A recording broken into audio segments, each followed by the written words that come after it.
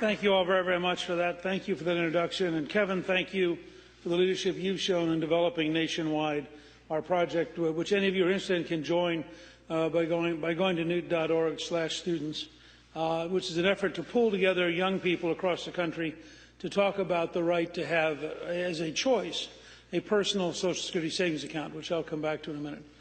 There are two large principles that led me to decide to run for president, and it has been an interesting process to try to communicate them, and frankly, much more difficult than I thought it would be. One was values, and the other was innovation. And I want to take a few minutes to talk about both and then apply it to Social Security and your generation. I was drawn back in to run partially by the 2002 Ninth Circuit Court decision that one nation under God in the Pledge of Allegiance was unconstitutional, because I regarded that decision as so irrationally anti-American that it required someone willing to seriously intellectually take on the courts and start thinking through the degree to which the courts have become engines of secularism. The fact is, this country was founded by the belief that our rights come from our Creator. And this is the central political document on which the country is built, the Declaration of Independence, which you as students here in Washington can actually go see at, down the street. So if you think about this for a minute, literally the people who founded the country, this is the base of all American exceptionalism. We're not exceptional because of us. We're normal people. Anybody else in the world is equally normal. We're exceptional because we've inherited from the Founding Fathers an explanation of our rights, unlike any other country in the world. We're the only society in history which says power comes from God to each one of you personally. You are personally sovereign. You loan power to the state. The state does not loan power to you. This is very fundamental to the nature of being American. It's actually a large part of the debate at the Supreme Court right now, and was stated that way by Justice Kennedy in one of his questions, who basically said, this idea that the government can mandate everything you do, in fact, is a dramatic shift in the relative power of the citizen and the government. So historically, the people who founded this country, in fact, had a very clear vision. They founded it in response to what they saw as tyranny. And the tyranny, the number one example which we've all learned about, is no taxation without representation.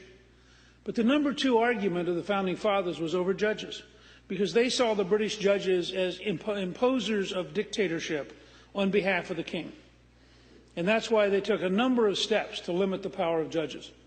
It's why Alexander Hamilton in the Federalist Papers writes that the judicial branch is the weakest of the three branches, that it could never take on the legislative and the executive branch because it would inherently be defeated by them. Now, this is totally alien to modern law schools. Modern law schools exist for the glorification of the legal profession and have a very lawyer-centric view of reality. But in fact, the Founding Fathers would have thought they were absurd. Jefferson, when asked if the Supreme Court was in fact supreme, wrote, "That would be an absurdity. For 9 people to decide the Constitution would be for us to lose our liberty, and we would be in an oligarchy."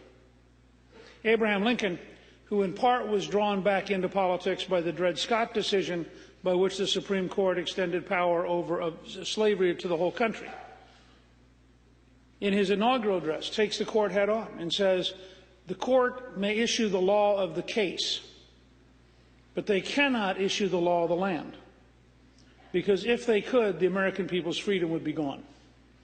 And in fact, Lincoln refused to enforce the Dred Scott decision as president. Now, those of you who are intellectually interested in this, there's a 54-page paper at newt.org, which Vince Haley and I worked on for 9 years. Vince actually is right over here, and he did an extraordinary job. It's worth your looking at if you're interested intellectually in how the Founding Fathers would see the current judicial system. But the fight we're in on the values level is much deeper than the courts. It goes to the very heart of what kind of a country we are. Historically, we were a country which believed deeply in the work ethic. There's a practical reason that Captain John Smith said in the summer of 1607, if you don't work, you won't eat. This is a country which had a relentless sense of energy. If you go back and read Tocqueville's description of America in the 1830s, we were people who solved problems all day, every day. We didn't write applications to the federal government to send us money.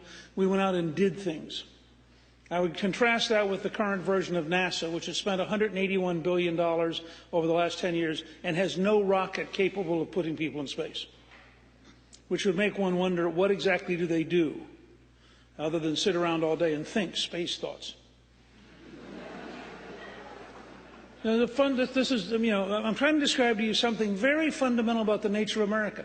The Wright brothers decide they want to learn how to fly. They're bicycle mechanics.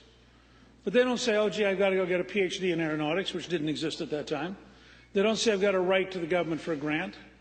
They save up their personal money. They watch birds flying. They build their own wind tunnel. The only thing they go to the government for is the National Weather Service tells them the best place for continuous updrafts in the United States is Kitty Hawk.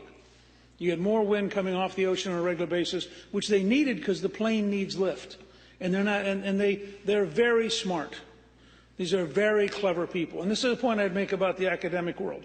Historically in America, you got to be smart because you were smart, not because you had a degree. And historically in America, you proved you were smart by doing something, not by getting tenure. It's a fundamentally different model. And this is a real fight over the nature of the country. So the Wright brothers every year go down to Kitty Hawk, and back then from Dayton, Ohio, you had to go by train. And every year they took a lot of extra wood for a very profound reason, which we've forgotten. They knew something really, really important. They didn't know how to fly. And so they would get up in the morning. They were doing all this on their own money. It was their major hobby. They'd get up in the morning, have a cup of coffee, they'd start flying, and it wouldn't work. Plane would crash, something would break, they'd fix it. They'd get up the next day, they'd try to fly. Actually, they'd try to fly 4 or 5 times a day. We visited Orville Wright's home a couple of weeks ago, which mystified some reporter in a moment of cheerful ignorance, said, why would Gingrich go to Orville Wright's home? Well, because I actually think ideas matter. And I think learning about people who made historic breakthroughs that changed the world is a good thing for political leaders to do. And a pretty good thing, frankly, for reporters to do. And the head of the Wright brothers family home said to me, they made 500 experiments over several summers. Finally, on December 7th, 1903, they went out and they crashed 4 times. The 5th time, they flew for 53 seconds, shorter than the wingspan of a 747, slow enough that one Wright brother ran next to the plane, making sure it didn't tip over and kill his brother. 3 years later, they had improved the airplane so much that they flew around the island of Manhattan, and 1.5 million people saw an airplane for the first time. Now, let me give you the parallel so you understand where I'm trying to describe both the culture of an active America in which citizens got up every day and said, you know, I think I'll go do something, as opposed to who's going to take care of me this morning. But secondly, I want to give you the parallel, which happens to be true but is almost unimaginably parallel. But for those of you who are conservative, you'll find it delicious.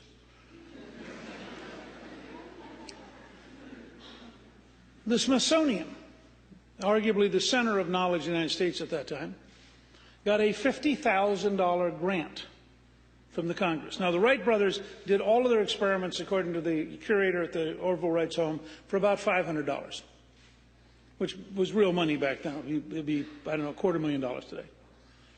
The Smithsonian gets $50,000. And they're really smart. And so they go out and find the best German metallurgist, and they build a really powerful engine. Now, there's a fundamental flaw with a really powerful engine. It's heavy. The Wright brothers have invented and patented a really light engine. They make all sorts of breakthroughs in engine technology because they need a really light engine. Because they want to build a really light plane, because if you just think about it for a second, any of you have ever flown a glider or flown a paper airplane, you know, light things fly easier than heavy things. This is actually a law of physics, but even if you weren't a physicist, it's a law of common sense. So the Smithsonian, though, is going, they know what they're doing. They're smart. And they got all this money. So they build a heavy engine, which means you have to have a heavy airplane because the engine itself requires a lot more support. And they don't want to go all the way to Kitty Hawk because it's inconvenient. They're in Washington, D.C. They're really important. So they decide, how are they going to get wind? And they invent something we still use today. They put a catapult on a boat, just like a nuclear-powered aircraft carrier. Now, there are a couple things wrong with this scene. Remember, the Wright brothers knew something really, really important. They didn't know how to fly. The Smithsonian people thought they knew how to fly because they had theoretically created a model that they believed in. So they now take their airplane out and they put it on a boat. Furthermore, they invite the news media to come cover it. The Wright brothers are out here, crashing 500 times. Can you imagine if the news media had covered it? Idiot brothers from Dayton try once again, and frustrating example. But there's a very short article by an Associated Press stringer the day that they fly. He's been out watching them for a long time, and he hasn't written about their failures because he understood what they were doing. It's called an experiment. Meanwhile, the Smithsonian invites all these reporters to come down. They go down to Alexandria. Here's the boat. Here's the airplane. Engine starts, catapult starts, and as the Wright brothers would have told them, they didn't know how to fly. Plane goes straight off the end of the boat, straight into the Potomac, gets them terrible articles the next day, and in the process, they end up both looking like fools, and more importantly, if you land your airplane in a river, the impact tears up the airplane, and then the river tears up the airplane, and then it sinks to the bottom because it's heavy, and then you're going to try to recover it, and when you try to recover it, you break it some more. So by the time you have the airplane back on land, you have no idea what didn't work. Now, the Smithsonian then learned to their great chagrin that while they're being made fun of, the Wright brothers, with no degrees, no money, no authority, have learned how to fly. They react so badly that for 37 years, the Wright brothers will not give them their airplane. It's now down at the Air and Space Museum. You can go down and see it. But for 37 years, they wouldn't give it to them because they were so mad at the Smithsonian. Now, there are a couple of principles I want to just share with you because the earlier America, the America that was the most inventive, extraordinary society in history, started with the idea it's okay to fail. I mean, can you imagine a government agency that failed 500 times going to a congressional hearing? Can you imagine the contemptuous ignorance of the congressman who would have great fun making fun of these guys, who would look terrific back home, and would teach them not to do it? Can you imagine the current news media? I've always said if the current news media had existed when Thomas Edison invented the electric light, the evening news would have begun. The candle-making industry was threatened today. And the whole report would be negative. This was a country which believed, first of all, you're endowed by your creator, so you have the rights. That's why we are citizens. In the European model, government has power and people are subjects. In the American model, we have power and they are public servants. So it's a fundamental difference, which is part of what the power struggle in this country is all about right now. Second, we're a country which only makes sense if we're religious. Now, I'll give you a simple test, since you're here in Washington. Go down to the Lincoln Memorial and read the Gettysburg Address out loud, slowly, which is how Lincoln delivered it. That's the address which has "One Nation Under God," which he hand-wrote in while sitting on the platform looking out over the First National Military Cemetery at Gettysburg. Then turn to the other side of the memorial and read slowly Lincoln's second inaugural. March 1865, 4 years of war, 620,000 dead Americans, more than in all of our other wars combined. The war has seared Lincoln's soul. He's ended up reading the Bible every afternoon. He has taken personal responsibility for willing the war, because any time he let the South secede, the killing would end.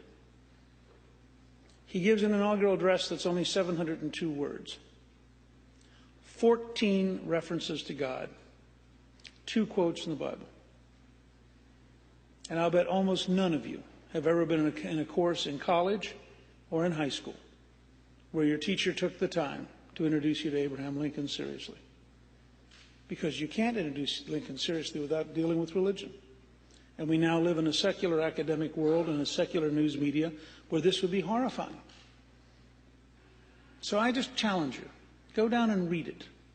Get some sense of what America was like, and then go over to the FDR Memorial, which of course has been secularized, and realize that on the 6th of June, 1944, when we landed at Normandy, Franklin Delano Roosevelt, the greatest liberal democratic president of the 20th century, went on national radio at 10 o'clock at night, and he led the nation in 6.5 minutes of prayer. If you get a chance sometime, you can actually go online to Hyde Park to the FDR library, and you can actually pull up the prayer and listen to it. You can't imagine how ridiculed he'd be today and how reviled. But he prayed. This is a man, by the way, who said that World War II was a war between our Christian civilization, that's his phrase, our Christian civilization, and pagan dictatorships. Because that's what he believed. A phrase you can't imagine using today. So the first reason I'm running is values. I believe in the historic America. I believe in American exceptionalism. I believe our rights come from our Creator. I believe that no government can come between man and God. Cliss and I did 2 movies on this. One's called America, Rediscovering God in America, and the other is 9 Days That Changed the World, which is about Pope John Paul II, going back to Poland in 1979, the beginning of the end of the Soviet Empire. He had a 9-day pilgrimage. And do you realize how hostile the Polish dictatorship was to religion? Do you know that in Poland they would not allow children to pray in school? Can you imagine a government that anti-religious? You know, in Poland they tore down the cross. Can you imagine a government that dedicated to secularism, enforcing it by law? I mean, that would be a government which would impose on the Catholic Church anti-Catholic values. Could you imagine that happening in America? It's interesting. This administration, which has been eager to apologize to radical Islamists over burning the Quran, Qurans, by the way, which have been desecrated by Muslims who were political prisoners. This administration issued a statement in the Defense Department that said, "We will hold sacred that which others hold sacred." Perfectly good sounding phrase, right? My first question is terrific. Does that mean that we have to put the crosses back up in all the places courts have taken them down? Does that mean kids are allowed to pray at graduation? I mean, I'm perfectly happy to have a world in which this government worries about people's religious beliefs. I just like them to worry about American religious beliefs, too. And that's, of course, not what they mean, because they're committed to secularism, which is why I think they didn't even notice that they were declaring war on the Catholic Church. Not my phrase, Cardinal George's phrase. So that's values. Now, how do we apply those? Second big part of this, innovation. I would say the greatest frustration I've had since leaving the speakership is the denseness of Washington in resisting new ideas. It's amazing. So I'm just going to give you a couple. This is your generation's greatest problem. You are inheriting from your parents and your grandparents a bureaucratic mess which is stunningly incompetent, following policies that don't work based on facts that are no longer true, and surrounded by lobbyists eager to protect the past against the future. And it's going to be the greatest challenge of your generation is how do you fundamentally revive politics as citizen leadership? If you go to a place like Sacramento or Albany or Springfield, Illinois, you'll see capitals in which democracy no longer functions. They are basically wholly owned subsidiaries of the public employee unions and of the bureaucracies, and nothing works. And they're gradually decaying. So let me give you a couple of quick examples of innovation. We are living in an age of enormous change. In North Dakota, they've had such an explosion of oil production that they're down to 3.5% unemployment, and that overstates it because they have 16,000 jobs in the oil field they can't fill. They have 3.5% over here who are untrained and 16,000 jobs they'd like to fill. So one of my proposals is simple. We should modernize the unemployment compensation so that every single person who gets unemployment compensation has to sign up for a business training program. So while we are giving them money, they're actually learning something. This would modernize the system, and I'd point out to you that 99 weeks of unemployment is enough to get an associate degree. Yet today we give the money away for doing nothing. Second example, if we had a really serious program in brain science, we would make breakthroughs in autism, Alzheimer's, Parkinson's, mental health. If you simply postpone Alzheimer's for 5 years, don't cure it, just slow down the rate of onset by 5 years, you save millions of families from pain, and between now and 2050, you save between 6 and 8 trillion, not billion, 6 and 8 trillion dollars in expense, just in that one area. And yet it would take real innovative thinking to reorganize how we do research, to have an all-out program in brain science. But I would argue brain science will yield more health breakthroughs than any other aspect of biology today, and that we are right on the edge of those breakthroughs making an enormous difference. Third example, you're inheriting a 130-year-old civil service system that clearly doesn't work. I mean, I know of nobody who believes the system today is functioning. We know in modern management, those of you in the business school probably looked at this, that there's a program called Lean Six Sigma, which dramatically accelerates quality, dramatically accelerates productivity. The estimate, if you go to Strong America now, you'll see a proposed estimate that we would literally save $500 billion a year if we simply were to go to this kind of model of management, just by the efficiencies involved. I think you'd probably actually increase the economy by about $2 trillion a year if you did that, because you'd have the government providing much less friction and much less inefficiencies. If you took the Food and Drug Administration and you fundamentally changed it and said, we want the FDA to be in the laboratory, understanding the science, and then we want it to accelerate getting the new knowledge to the patient.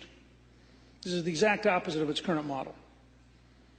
You would both save millions of lives, you'd create hundreds of thousands of jobs, and you'd make America the center of productivity and health, which will be the largest single market in the 21st century. But it's a totally different FDA than the one we currently have. Now, you're living through the argument that I've been involved in over gasoline with the President, is based on innovation. We have a new method of developing oil and gas. There is zero doubt that it's working. We went from 7 years supply of natural gas in 2000 to 125 years supply right now. The production of new natural gas has driven down the price of natural gas. Turns out supply and demand works. 11% increase in production.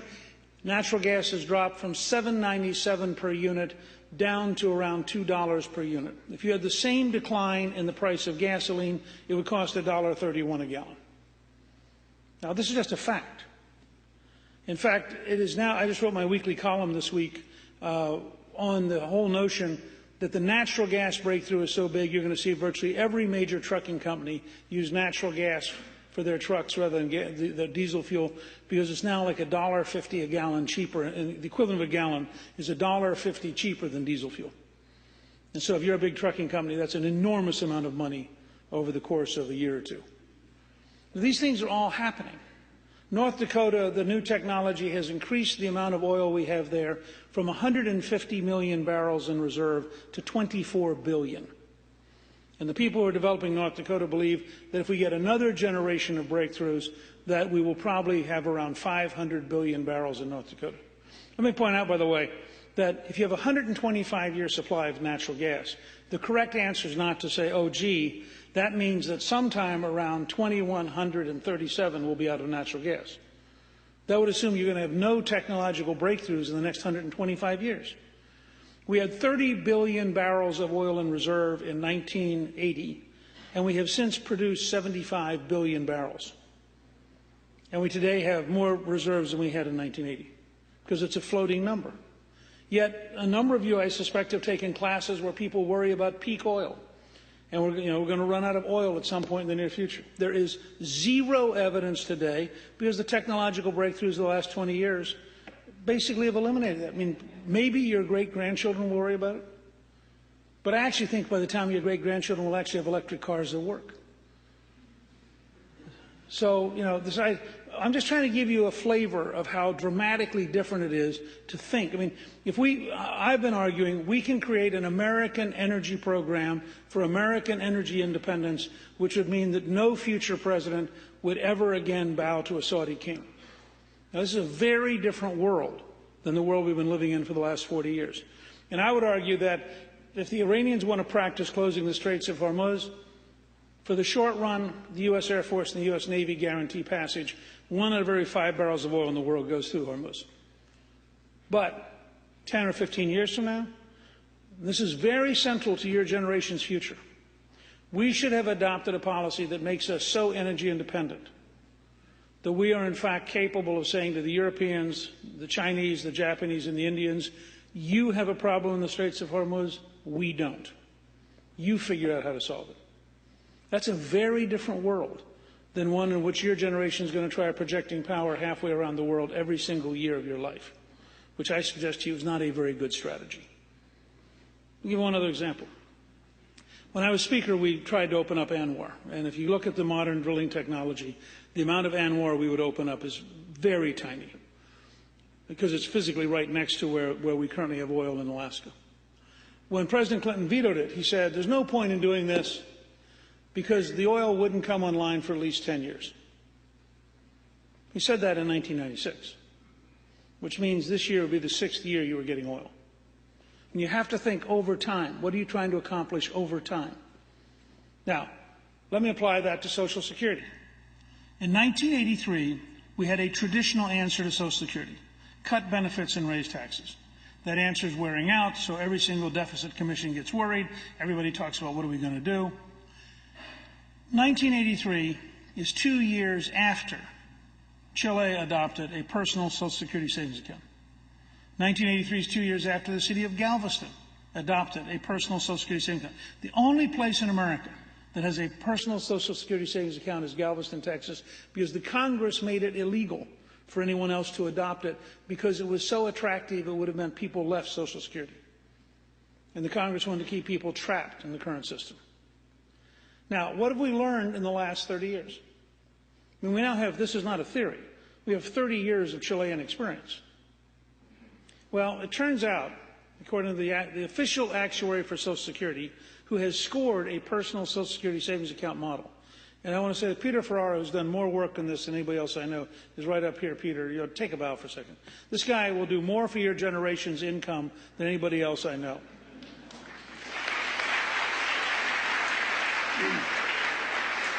So you'll notice a minute ago I gave you facts about North Dakota from 150 million barrels to 24 billion. Let me give you some facts.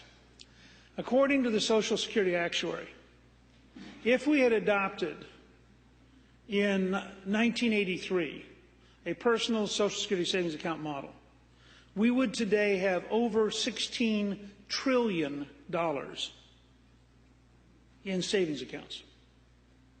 Which means, by the way, we would probably own all of our own bonds and we'd owe the Chinese nothing. So your generation has a terrific opportunity, but you're not going to get this opportunity unless you force the politicians. They will never voluntarily give you free choice because it diminishes their power. Now, what's happened in Chile, where we have an actual case study? The savings pool in Chile today is 72% of the economy. In fact, it is so big that Chileans are now allowed to invest outside Chile because they don't have a big enough economy to absorb all their savings. Chileans retire with 2 to 3 times as much money as they would have gotten under the old system. In order to reduce resistance and risk, the system guarantees that if you have less money than the minimum Social Security payment, the government will make up the difference. In 30 years, they have written 0 checks. They have never had a single person fall below the amount.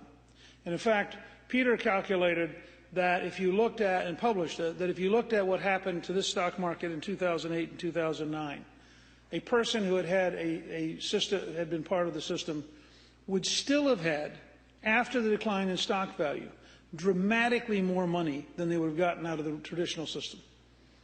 because you start building up 2 or 3 times the scale of resources over your lifetime. We've never in the history of the stock market seen a fall big enough to change that scale of investment. It turns out that over your lifetime, 2 other side effects. By building that big a pool of capital, you increase the size of the economy because you allow far more investment. And the result is, by the end of your lifetime, the economy is $7 or $8 trillion a year bigger than it will be with the current system, which means you're earning a higher salary, you have a better job, you have a bigger savings account, so it's a win-win cycle of savings and investment. It also means that you reduce income inequality by about 50%. I'm fascinated to try to engage the New York Times editorial board in this because they're fanatic about the question of fairness and inequality. It turns out it's a very simple model. Every young person, if they want, this is a matter of choice now, if they choose, every young person the first time they go to work ends up putting money into a savings account, which builds up interest for their entire working lifetime. So you have the power of compound interest for your whole working lifetime. Let me ask you a question. How many of you got a check that involved a Social Security tax by the time you were 16? Just raise your hand if by 16 years of age, okay. So at 16 you get this. Let's say you're going to work till you're 70. That means you have 54 years of compound interest building up that particular. So your early savings may be small, but with that many years of compound interest, they build up. And you do it every year. Nobody's actually been able to test the following hypothesis, which is once you get people at 16, 17, and 18 to learn the power of compound interest, do you increase their general savings rate? Do you, in fact, move people away from credit cards towards savings accounts because they suddenly realize, wow, this really works? The Social Security actuary, the official actuary, estimated that if you simply made it voluntary, 95 to 97% of young people would pick it because the economic return is so massively greater that you really have to work hard not to decide to do it. So what I just outlined for you is this is an example of innovation. It increases your freedom. Let's go back to values. It increases your freedom by giving you control over your money. The money you save becomes your estate. It's not an estate in Social Security. The taxes you pay in Social Security, if you die the year before you retire, you lose all of it. It goes to the government. But under a personal Social Security savings account, that money goes to your family as an estate. In addition, nobody tells you when to retire. So you never again have a politician saying, oh, what should we set the retirement age at? It's your choice. You do really well, you want to retire early, be our guest, it's your money. You're a person who likes to work and wants to stay working, be our guest, it's your money. There's no obligation.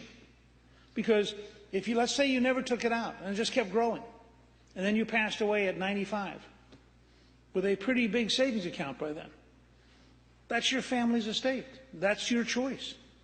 Why would you want the government to control people's choices? Finally, it also means that unlike last year when President Obama twice in July said, I may not be able to send you your Social Security check, no politician would be between you and Social Security. And so it would be your money coming to you. Now, there would have to be some level of requirements, but these are things we do all the time for 401ks and for other kind of accounts. So, for example, you couldn't take the money and put it in your brother-in-law's newest idea because that would be a dead loser. I mean, over time, that mathematically doesn't work very well. But there are ways to design these accounts. And again, we have proof. Go look at Galveston, Texas. These are great projects for some of your classes. I mean, go look at Galveston. Go look at Chile. And part of the Chilean account, by the way, is actually managed by a firm in Des Moines, Iowa.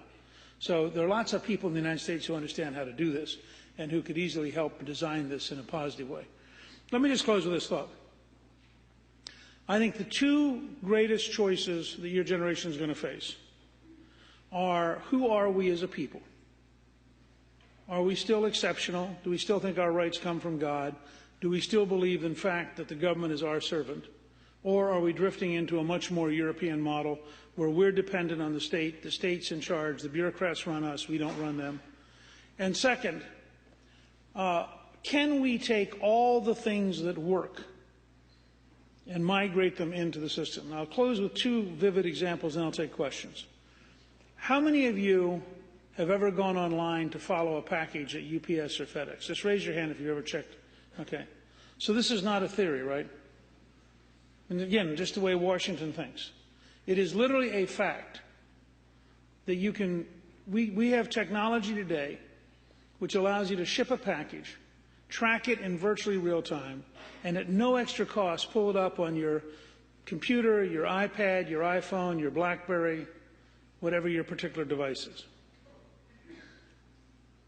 That means that in the world of innovation, UPS and FedEx move 25 million packages a day while tracking them. Now here's the federal government, which currently cannot find 11 million people who are here illegally, even if they're sitting down. So imagine that you simply mailed a package to every person who's here, and when it arrived, you pull it up, you know where every single person was, and it wouldn't cost anything extra. So for $9 or $10 a person, you just change the whole world. Now that's hyperbole, but it's actually designed to suggest to you the difference in relative capabilities. So now let me take this difference, which in this case is designed to illustrate a point, and let me apply it directly. We wrote a book at the Center for Health Transformation 3 or 4 years ago called Stop Paying the Crooks. We thought this was a title that would actually at least get through in Washington. Got nowhere. Stop Paying the Crooks was based on the following premise. We have systems today. How many of you have ever been called by a credit card company and asked whether you actually were charging something at that moment? Because they want to make sure you were really you, okay? Raise your hands for a second. Just look around the room, okay? Again, not a theory. These are systems that have such powerful analytical systems that they track in virtually real time, and they find out whether or not you're fitting your own profile. American Express pays 0.03 of 1% to crooks. Medicare and Medicaid are run by a government bureaucracy which is paper-based and goes home at 5. It is competing with crooks who have iPads and stay all night. New York State Medicaid, according to the New York Times, pays over 10% to crooks. Now, when I say crooks, I mean a dentist who filed 983 procedures a day and nobody noticed it. I mean the Russian mafia in durable medical equipment in Los Angeles. I mean former convicted cocaine dealers in Florida who in prison decided that stealing from the federal government was safer and more profitable than cocaine. We're talking about genuine first class, let me steal the money, please. Now here's the amount of money involved. Now I literally swear, part of the reason I'm running is I spent several years trying to get the Bush administration to understand this, and you just couldn't get them to, you'd go credit card, really stupid payment system, credit card, really stupid payment system. Just nothing worked. Because somehow in between it was, well, what does that have to do with Washington? We estimate that if we were to use American Express, Visa, and MasterCard to pay Medicare and Medicaid, we would save between $60 and $110 billion a year. So the next time you watch as Congress flounders around trying to find what cuts to make, you ought to ask your congressmen and your senators, how about just not paying crooks?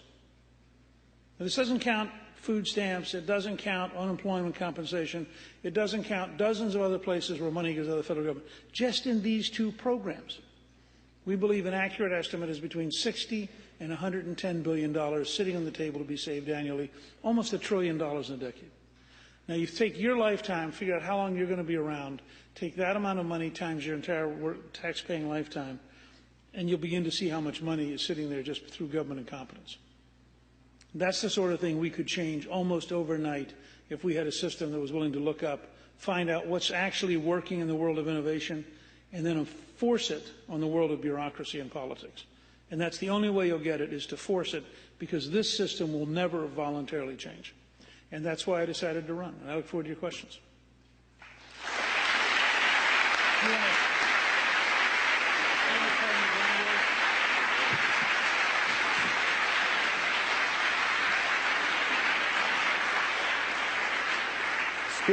Speaker Gingrich has graciously offered to answer questions. If you would, please line up at the center mic here. We ask that everybody ask only one question. Please do not make statements. Please make your ask your question in as concise a manner as possible. Thank you. Hi, my name is Hector Sandejas, and I graduated from Georgetown in 2010. My question is in regards to poor kids working as janitors. You said most of these schools ought to get rid of the unionized janitors, have one master janitor, and pay local students to take care of the school. The kids will actually do work, they will have cash, they will have pride in the schools, they begin the process of rising. Back in high school, I was a janitor in my own high school, which is a private school. And for me, it was embarrassing to be a janitor in my own high school because I was with other rich kids. I was poor. My mom was working super hard. I did not feel empowered by serving my classmates. Why not invest on these kids to work for law firms, hospitals, and get paid to develop better skills? Thank you.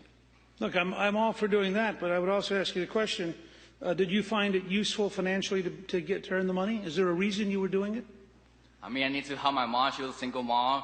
Also, my parents undocumented. Right. So for me, like, it was a struggle. And unfortunately, I only lasted 1 year, and I had to move somewhere else, and went to a public school. And thank God, I had Georgetown to save my butt, you know, to get financial aid.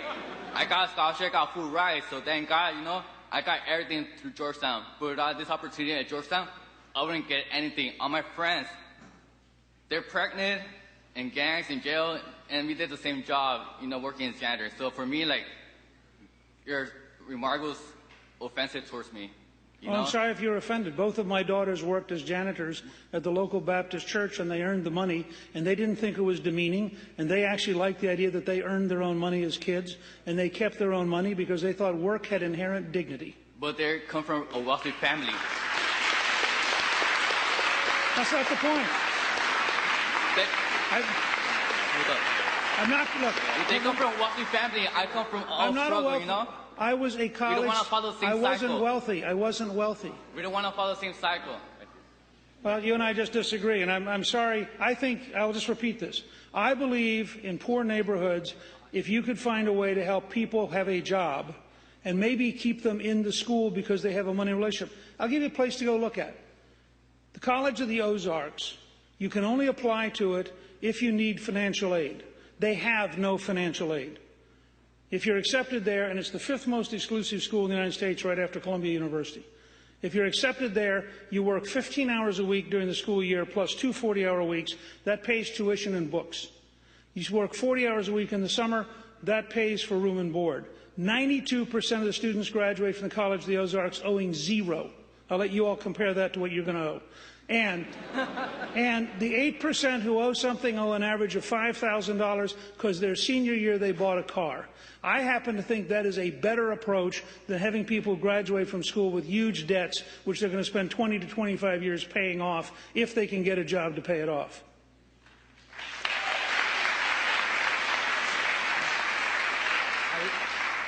I just want to begin by saying it's an honor to see you in person after watching you on the debate stage for the past year. And my question goes to why, generally, why aren't politicians more like you? I remember in 80...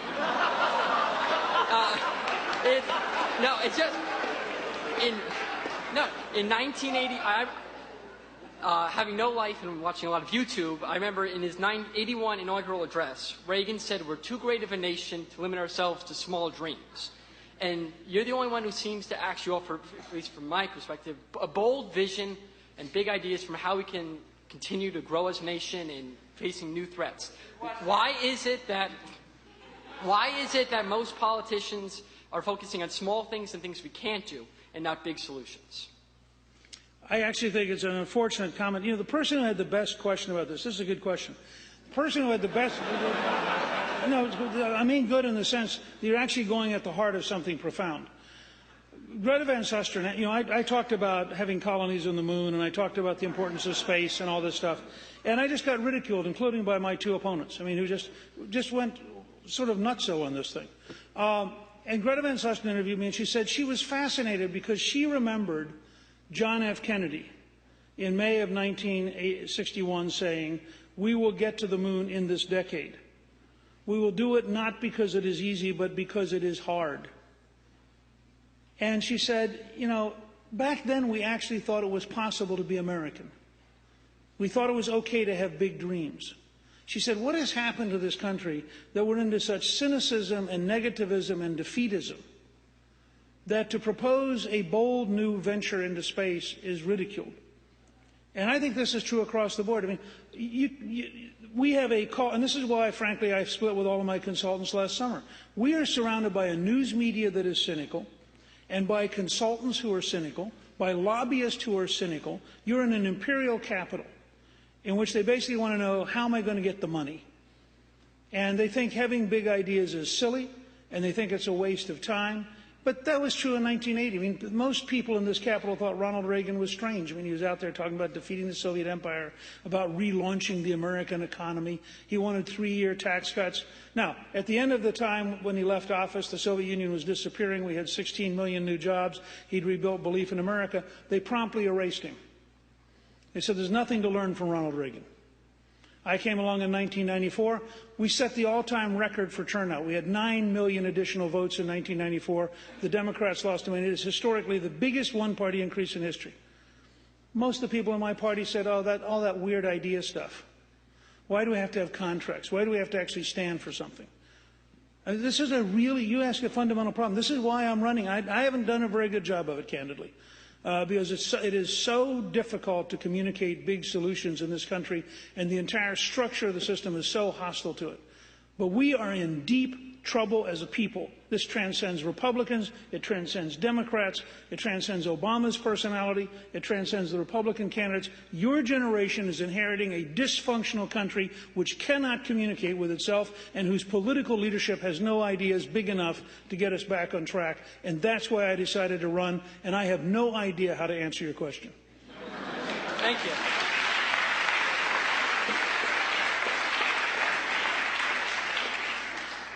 Good afternoon. My name is Andrés Orcajo. I'm from Spain in fabulous Europe.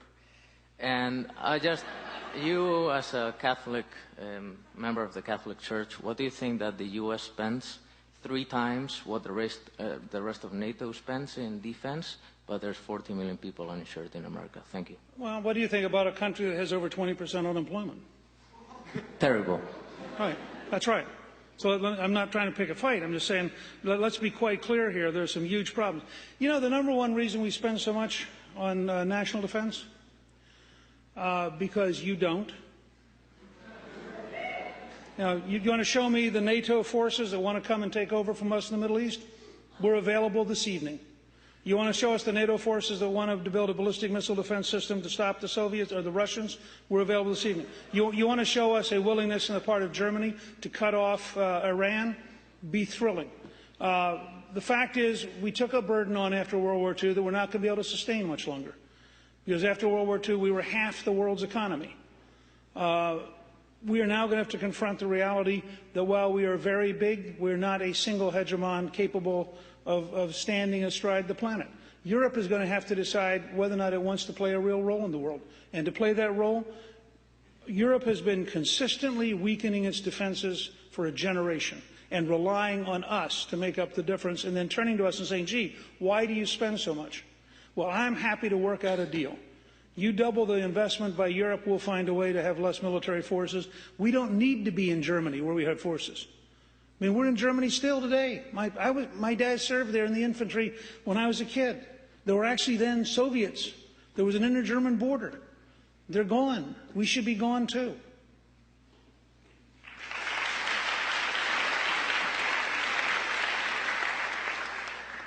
Thank you for joining us today. My name is Christopher Strohmeyer. So you actually wrote your PhD dissertation on the Belgians in the Congo on education.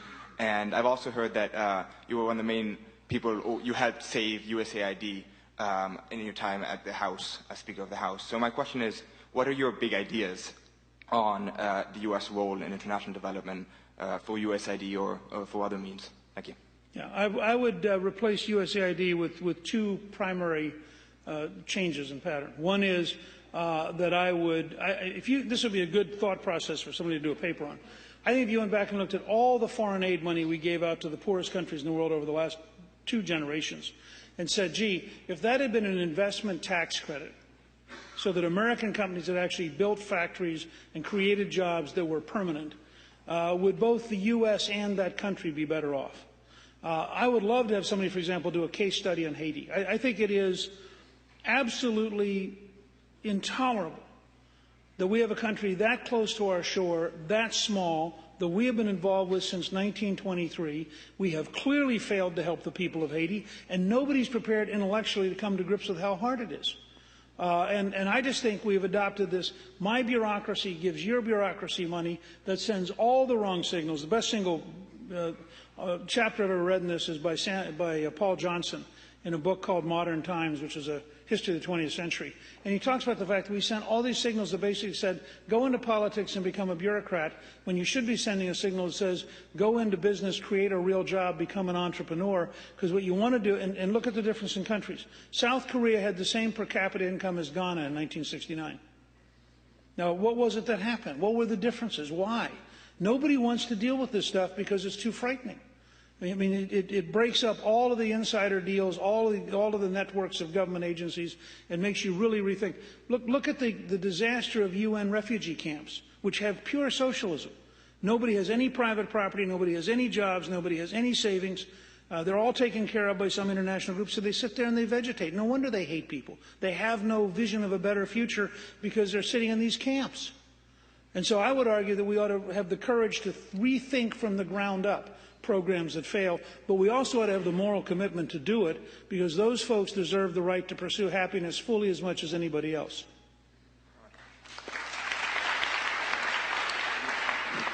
I'm told that you are the last question.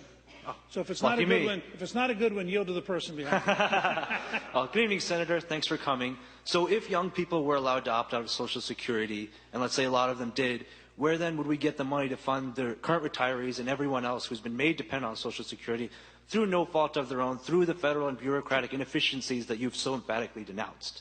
Sure. We would do three things. First of all, if you get back to 4.2% unemployment, which is where we were when I left office, and I worked twice helping create jobs, once with Reagan, 16 million new jobs, and once with Clinton, 11 million new jobs in 4 years. At full employment, the Social Security Trust Fund is dramatically healthier than it is at the worst level of unemployment since the Great Depression. Second, half of your tax money still goes in there. The plan we have, your personal half goes into your account, but the employer's half goes into the fund to keep it up. And third, we cover the difference by block granting. There are 185 federal programs for low-income Americans, 185 different bureaucracies, 185 different sets of regulations. We put them into one block grant, and the amount of bureaucracy you save enables you to cover most of the difference in Social Security. So everybody who's currently on it is totally safe in the model we just designed. And Peter will be glad to talk to you at great length. Thank you all very, very much. Thank you. Very well done. Thank you.